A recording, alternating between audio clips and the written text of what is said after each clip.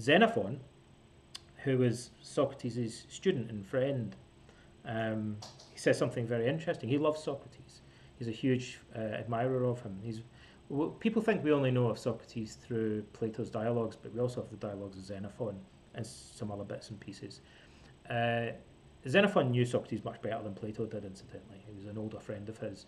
Xenophon's version of Socrates is more like the Stoics, and the Stoics, in fact, at least in the surviving texts, mention Xenophon's Socrates more often than they mention Plato, or about equally. Xenophon said there was only one thing that he thought Socrates did wrong. Curiously, so if you're into ancient philosophy, you think, what was that? Like, that sounds interesting. What was the thing that he thought Socrates did wrong? And he says, Xenophon was a soldier. He was an Athenian general, famously.